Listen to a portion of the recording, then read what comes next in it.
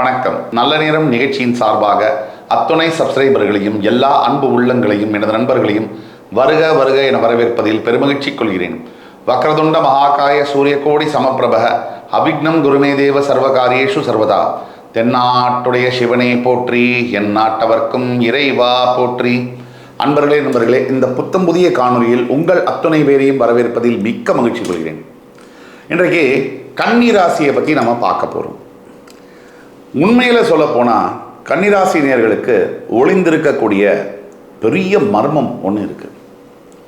கன்னிராசி நேயர்களுடைய தலையெழுத்தை மாற்றக்கூடிய ராஜயோகங்கள் மற்றும் கிரகங்களை வசப்படுத்தக்கூடிய ரகசியங்கள், அதை பற்றி தான் இன்றைக்கி நம்ம விரிவாக பார்க்க போகிறோம். இதனால் கன்னிராசிக்கு மட்டுமா அப்படின்னு கேட்டால் கண்டிப்பாக கன்னிராசிக்கு இது மிகப்பெரிய அளவில் பொருந்தும்.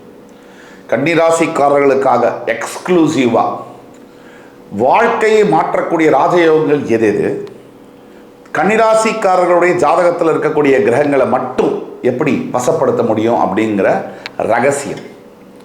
பொதுவாக நம்ம வாழ்க்கையில் என்ன சொல்லுவோம்னா, நமக்கு ஏதாவது பிரச்சனை வந்ததுன்னா கிரகங்கள் எல்லாம் சரியில்லை அப்படின்னு பழியை தூக்கி கிரகங்கள் மேலே போட்டுருவோம். ரொம்ப பிரச்சனை வந்ததுன்னா ஆண்டவனே இல்லை அப்படின்னு சொல்லி அவர் மேலே போட்டுருவோம். கொஞ்சமாக பிரச்சனை வந்ததுன்னா பக்கத்தில் இருக்கிறவங்க மேலே போட்டுருவோம். இதில் எந்த பலனும் கிடையாது. நாம் கிரகங்களை நம்மளுடைய பழக்க வழக்கத்தின் மூலியமாக இந்த கிரகங்களை வசப்படுத்தவும் முடியும், மாற்றி அமைக்கவும் முடியும். நமக்கு தீய பலன்களை கொடுக்கக்கூடிய கிரகங்களை நமக்கு மிகப்பெரிய ராஜயோகங்களை கொடுக்கக்கூடிய கிரகங்களாக மாற்றி அமைக்க முடியும். இது சத்தியம். அந்த மாதிரி எப்படி ஜாதகத்தில் இருக்கக்கூடிய கிரகங்கள் எது மோசமானவை கன்னிராசிக்காரர்களுக்கு, அந்த கிரகங்களை எப்படி வசப்படுத்த முடியும் அப்படிங்கிற ரகசியத்தை தான் இந்த வீடியோ ஃபுல்லாக பார்க்க போகிறோம். இதை கொஞ்சம் கூட ஸ்கிப் பண்ணாமல் முழுசாக பாருங்கள். உங்களோட ஃப்ரெண்ட்ஸ், ஃபேமிலிஸ் அண்ட் ரிலேட்டிவ்ஸில் கன்னிராசி நேயர்கள் இருந்தால் ஃபார்வர்ட் பண்ணுங்கள். ஒரு உதாரணத்துக்கு, கன்னிராசி நேயர்களுக்கு சுய ஜாதகத்தில் சுக்கிரன், அந்த சுக்கிரன் அவரை பிரச்சனை தரார் அப்படின்னா சுக்கிரனை வசப்படுத்தக்கூடிய ரகசியம்னு ஒன்று இருக்குது. இதெல்லாம் எளிய முறையில் யாரும் செய்யக்கூடிய விஷயங்கள். இதை நீங்கள் தொடர்ந்து பின்பற்ற உங்களுடைய வாழ்க்கையில் ஜெயிக்க முடியும். இப்போ சுக்கிரனை வசப்படுத்தக்கூடிய வழிகளில் முக்கியமான ஒரு வழிகள், நல்ல சுத்தமான ஆடைகளை உடுத்த வேண்டும். நல்ல வாசனை திரவியங்களை நம்ம உபயோகிக்க வேண்டும். தினமும் 2 முறை குளித்து பார்க்கறதுக்கு நல்ல பளபளப்பாக நம்மளை மெயின்டைன் பண்ணி வச்சுக்கணும். இப்படி இருந்தாலே கன்னிராசி நேயர்களுக்கு சுக்கிரன் வசப்படுவார். இந்த கன்னிராசிக்கு சுக்கிரன் 2ஆம் இடம், 9ஆம் இடம். தனம், பணத்தை கொடுக்கிறவரும் அவர் தான், பணத்தை சேர்த்து வைக்க உதவி செய்பவரும் அவர் தான், சேர்த்து வச்சுற பணத்தை அனுபவிக்க உதவி செய்கிறதும் அவர் தான். கன்னிராசியில் இருக்கக்கூடியவர்கள் கலைத்துறையில் சாதிக்கணும், சினிமா துறையில் சாதிக்கணும், பெரிய ஸ்டார் ஆகணும், டைரக்டர் ஆகணும், பெரிய எழுத்தாளர் ஆகணும், காமெடியன் ஆகணும், மிகப்பெரிய அளவில் பாடகர் ஆகணும். இப்படிலாம் நடக்கணும்னா சுக்கிரனை நீங்கள் வசப்படுத்த வேண்டும். எந்த விதமான துன்பங்களில் நீங்கள் இருந்தாலும் சுக்கிரனை வசப்படுத்தும் போது கன்னிராசி நேயர்களுடைய வாழ்க்கை மிகப்பெரிய வெற்றியை காணும். அதே மாதிரி சூரியன், உங்கள் ஜாதகத்தில் சூரியனை கொஞ்சம் பழுதடைஞ்சிருக்காரு, கொஞ்சம் ப்ராப்ளமேட்டிக்காக இருக்காரு கன்னிராசி நேயர்களுக்கு அப்படின்னா விரையாதிபதி. நீங்கள் சூரியனை பலப்படுத்த உங்கள் நேரத்தை கரெக்டாக பிரயோஜனப்படுத்தணும். யாருக்கும் உடனடியாக நீங்கள் அவைலபிளாக இருக்கக்கூடாது. அவங்க கூப்பிட்றதுக்கு முன்னாடியே போய் நிற்கிறது, அவங்க கூப்பிடாமே கூடவே போகிறது, இதெல்லாம் செய்யக்கூடாது. உங்களுடைய மதிப்பையும் மரியாதையும் நீங்களே காப்பாற்றிக்கணும். பலமே இல்லைன்னா கூட கன்னிராசி நேயர்கள் உங்கள் ஜாதகத்தில் சூரியனை பலப்படுத்த உங்கள் நேரத்தையும் கடமையையும் கரெக்டாக யூஸ் பண்ணணும். ஒவ்வொரு நாளும் அன்றைக்கி செய்ய வேண்டிய வேலையை அன்றே செய்து முடிக்க வேண்டும். அதே மாதிரி கன்னிராசி நேயர்கள் சந்திரன் உங்கள் ராசியில் கன்னியில் இருக்கிறதுனால தான் நீங்கள் கன்னிராசி, அந்த சந்திரனை பலப்படுத்த யாரோட கூட, ஏன்னா மேஷத்திற்கு கன்னி 6ஆம் இடம், யாரோட கூட ரொம்ப அட்டாச்மெண்ட், எமோஷனல் அட்டாச்மெண்ட் ஆகாமல் ரொம்ப கரெக்டாக மூவ் பண்ணணும். பாசம், பந்தம், பிடிப்பு, காதல் அப்படின்னு ஒட்டிட்டு ஓடினீங்கன்னா என்னைக்கோ ஒரு நாள் அவங்க உங்களை வெட்டி விட்டுருவாங்க. எஸ்பெஷலி இந்த காதல் திருமண வாழ்க்கையில் இல்லை குழந்தைகள் மேலே இருக்கக்கூடிய பந்தத்தில் கன்னிராசி நேயர்கள் அதிகமாக ஒட்டுறீங்க. ரொம்ப நீங்கள் ஒட்ட ஒரு நாள் நீங்கள் எமோஷ்னலான ப்ராப்ளத்துக்கு ஆளாகக்கூடும். சந்திரனை பலப்படுத்த தியானத்தை செய்ய வேண்டும். யாரோடனும் எமோஷ்னல் பாண்டிங் அட்டாச்மெண்ட் வைத்துக் கொள்ளக்கூடாது. இது கடினமே, ஆனால் சாத்தியமே. இப்பொழுது செவ்வாய், கன்னிராசினியர்களுக்கு செவ்வாய் ஒரு கொடிய விரோதி. 3ஆம் இடத்திற்கும் 8ஆம் இடம் அஷ்டமஸ்தானத்திற்கும் அதிபதி.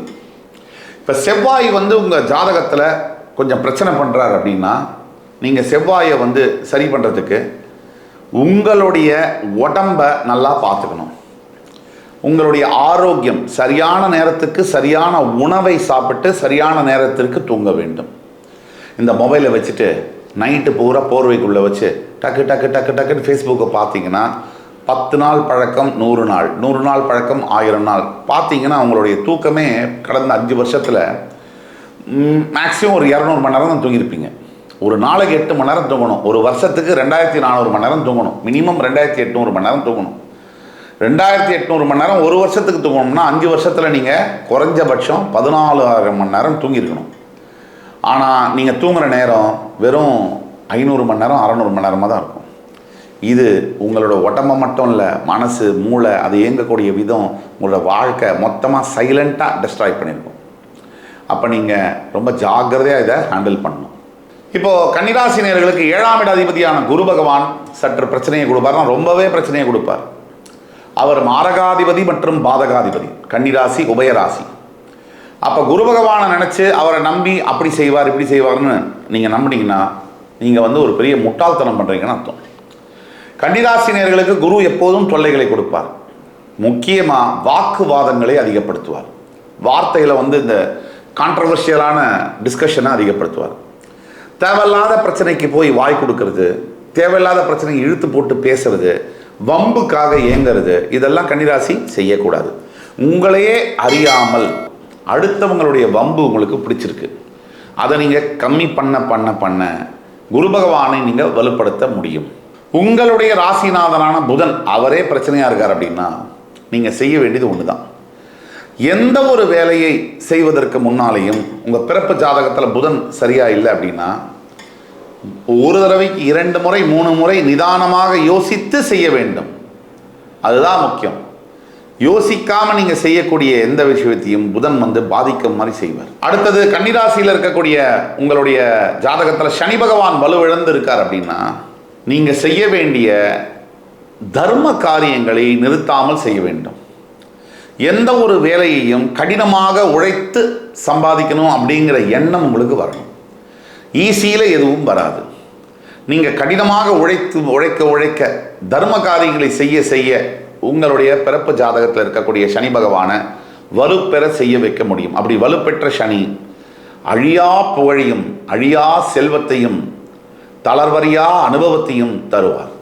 ராகு கேது உங்களுடைய பிறப்பு ஜாதகத்தில் கன்னிராசினியர்களுக்கு தவறாக இருக்குது அப்படின்னா நீங்கள் என்ன செய்யணும் அப்படின்னா ராகுவுடைய பலத்தை அதிகரிக்க தேவையில்லாத பொருள்களை வாங்குவதை தவிர்க்க வேண்டும்.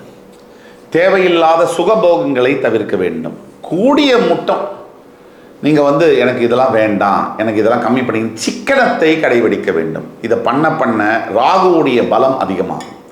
அதே நேரத்தில் கேது பகவான் உங்களுக்கு தொல்லை கொடுத்துட்ருக்காரு, கேது பகவான் உங்களுக்கு சரியாக இல்லை பிறப்பு ஜாதகத்தில் அப்படின்னா நீங்கள் கண்டிப்பாக ஆன்மீகத்தை நாடி போக வேண்டும். எப்பவும் குலதெய்வம் துணை தான். குலதெய்வம் இஷ்ட தெய்வம், இந்த 2 பேரோட காலை கெட்டியாக பிடிச்சிக்கணும். அப்போ தான் கேது உங்களுக்கு கெடுதலை செய்ய மாட்டார், அவர் பலம் பெறுவார். ஆக இப்போ நம்ம சொன்னதெல்லாம் பொதுவாக சொல்கிறோம். உங்களுடைய பிறப்பு ஜாதகத்தில் உங்களுக்கு சந்தேகம் இருக்குன்னா அன்புமிக்க கன்னிராசினியர்கள் கீழே கொடுக்கப்பட்டுள்ள வாட்ஸ்அப் நம்பரில் எங்களை தொடர்பு கொண்டு 1-to-1 கன்சல்டேஷன் ஆன்லைனில் பெற முடியும். அப்படி பெறும்போது நானே டைரெக்டாக உங்கள்கிட்ட பேசி உங்களுடைய ஜாதகத்தை பார்த்து துல்லியமான ப்ரெடிக்ஷன்ஸு உங்களுக்கு என்ன செய்தால் உச்சப்பட்ட வெற்றியை கிடைக்க முடியும் அப்படிங்கிறத பற்றி பேச முடியும். கன்னிராசினியர்களுக்கு உண்டான ராஜயோகங்களை பற்றி பேசணும். அதில் முதன்மையான யோகம் கஜகேசரி யோகம்னு சொல்கிறோம். குருவும் சந்திர பகவானும் சேர்ந்து இணைந்து கன்னிராசினியர்களுடைய ஜாதகத்தில் இருக்கும்போது கன்னிராசியில் அது கஜகேசரி யோகத்தை தரும். அல்லது குரு 7ஆம் இடம் என்று சொல்லக்கூடிய மீனத்தில் இருந்து ஆட்சி பெற்று உங்கள் ராசியை பார்த்தாலும் கஜகேசரி யோகம் அமையும். இந்த கஜகேசரி யோகம்னா 1000 யானை பலம் கொண்ட யோகம். கன்னிராசினியர்களுடைய ஜாதகத்தில் இது இருந்ததுன்னா என்ன பிரச்சனை வந்தாலும், எப்பேற்பட்ட எதிரிகள் இருந்தாலும் அத்தனை பேரையும் தவிடுபொடியாக்கி விட்டு நீங்கள் ஜெயிப்பீங்க, எல்லாத்துலேயும் ஜெயிப்பீங்க. கன்னிராசினியர்களுக்கு இன்னொரு ஸ்பெஷாலிட்டி என்னன்னா நீச்சபங்க ராஜயோகம் உங்கள் ஜாதகத்தில் இருந்தால். இப்போ ஒரு உதாரணத்துக்கு சொல்கிறேன். இப்போ உங்களுடைய ஜாதகத்தில் 5ஆம் இடத்துல குரு நீச்சம் பெறுகிறார். அந்த குரு நீச்சம் பெறக்கூடிய சனி கும்பத்திலேயோ அல்லது மகரத்திலேயோ இருந்துட்டாருன்னா அது நீச்சபங்க ராஜயோகம். இடத்தை கொடுத்த ஸ்தானத்தை கொடுத்த கிரகம் ஆட்சியோ உச்சமோ பெற்றுவிட்டால் அது நீச்சபங்க ராஜயோகம். தவிர அந்த குரு கெட்டு போயிருக்கார், அந்த குருவை சுக்கிரன் தனித்து 7ஆம் பார்வையாக கடகத்திலிருந்து பார்த்தாலும் அது நீச்சபங்க ராஜயோகம். தவிர குரு பகவானுக்கு நீச்சமான குரு வக்ரமாயிட்டார்னா நீச்ச பங்கம். ஒரு உதாரணத்துக்கு உங்கள் ராசிநாதனே உங்கள் 7ஆம் இடம் என்று சொல்லக்கூடிய மீனத்தில் இருக்கார். உங்கள் 7ஆம் இடத்துக்கு அதிபதியான மீனத்திற்கு அதிபதியான குரு உங்கள் ராசியில் இருக்கார் அப்படின்னா உங்களுடைய ராசிநாதன் புதன் மீனத்தில் நீச்சம் பெறுகிறார். அந்த நீச்சம் பெற்ற புதனை உங்கள் ராசியிலிருந்து குரு பகவான் சமசப்தமமாக பார்க்கும் பொழுது குரு பார்வை பெற்ற அத்துணை கிரகங்களும் நீச்சம் பெற்ற கிரகங்களும் நீச்சபங்க ராஜயோகத்தை பெறும். ஆக இது மாதிரி நீச்சபங்க ராஜயோகம் உங்கள் ஜாதகத்தில் இருக்கு அப்படின்னா எந்த கிரகம் நீச்சமாக இருந்தாலும் உங்கள் ஜாதகத்தில் அந்த கிரகத்தை குரு பார்வை பெற்றால் நீச்சபங்க ராஜயோகம் ஆகும். அந்த நீச்சபங்க ராஜயோகம் இருந்தால் ஒரு பெரிய பிரச்சனை வரும். அந்த பிரச்சனை வந்த அடுத்த நிமிஷமே கொஞ்ச நேரங்கள்லேயே கொஞ்ச நாட்கள்லேயே மிகப்பெரிய யோகமாக அதே பிரச்சனை மாறும். உங்களுடைய வாழ்க்கையில் முதல்ல கஷ்டம் வந்து அந்த கஷ்டத்தை தாண்டி ஒரு எவ்வளோ ஒரு 10% வந்துருச்சுன்னா 10,000% யோகம் வர மாதிரியான அமைப்புகள் நடக்கும். அதே மாதிரி திடீர் தனராஜ யோகம்னு சொல்லுவோம். அது கன்னிராசிக்கு உங்கள் 2ஆம் அதிபதியும் 9ஆம் அதிபதியான சுக்கிரன் 5லோ 11லோ உங்கள் ராசிநாதனோடு சேர்ந்து அமரும் பொழுது திடீர் தனராஜ யோகம் ஏற்படும். இப்படிப்பட்டவங்க ஏழ்மையான நிலைமையில பிறந்து திடீர்னு பார்த்தீங்கன்னா கோடீஸ்வரனாக மாறக்கூடிய யோகம் நடக்கிறது. இந்த அத்தனை அதிசயத்தையும் நம்ம பார்த்துட்டு தான் இருக்கோம். அதே மாதிரி உங்கள் வீட்டிலேருந்து கன்னிராசி நேயர்களுக்கு பல யோகங்கள் இருக்கலாம். அதில் முக்கியமான யோகங்களை பற்றி இப்போ நம்ம பேசணும். உங்கள் வீட்டில் இருக்கக்கூடிய புதன் உங்கள் வீட்டில் கன்னிராசியிலேயே அமர்ந்துட்டால் அது பத்திர யோகம்னு சொல்கிறோம். ராசிநாதன் உங்கள் வீட்டிலேயே ஆட்சி உச்சம் பெறுவதனால் பத்திர யோகத்தை தருகிறார். இப்படி பத்திர யோகம் பெற்ற கன்னிராசினியர்கள் மிகச்சிறந்த ஞானிகளாக, புத்திமான்களாக, எல்லாவற்றையும் உலக அறிவை கரைச்சி குடிச்சவன் சொல்லுவாங்க. அந்த மாதிரி என்ன வந்தாலும் அதை சமாளிக்கக்கூடிய திறன், புத்தி திறன், ஸ்மார்ட் பீப்புள்னு சொல்லுவாங்க. கடின உழைப்பாளிகள் கிடையாது, ஸ்மார்ட் பீப்புள், ஷார்ப் பிரெயின்னு சொல்லுவாங்க. அந்த மாதிரியான அமைப்பில் கோடீஸ்வர யோகங்களை பெற்று ராஜ பதவிகளை அலங்கரிப்பார்கள். பொதுவாக நாம் புரிஞ்சிக்கக்கூடியது, நம்ம ஜாதகத்திலேயே ராஜயோகம் இருப்பது அப்படிங்கிறது ஒரு பெரிய வரம். அப்படின்னாலும் நம்மளோட நல்ல பழக்க வழக்கங்கள் மூலியமாக நம்மளுடைய கிரகங்கள் என்ன கோளாறுகள் இருந்தாலும் ஸ்திரமான புத்தியின் மூலியமாக, ஸ்திரமான பழக்க வழக்கங்களின் மூலியமாக அந்த வாழ்க்கையில் ஏற்படக்கூடிய சங்கடங்களை தவிர்க்க முடியும், நன்மைகளை அதிகரித்து கொள்ள முடியும். இதுதான் கன்னிராசி நேயர்கள் தெரிந்து கொள்ள வேண்டியது. கன்னிராசி நேயர்களுக்கு இந்த வீடியோ பிடிச்சிருக்குன்னு நம்புகிறேன். அடுத்து வரும் காணொலியில் மறுபடியும் உங்கள் எல்லோரையும் சந்திக்கும் வரை உங்களிடமிருந்து விடைபெறுவது உங்கள் சுபாஷ் பாலகிருஷ்ணன். நன்றி, வணக்கம், வாழ்க வளமுடன்.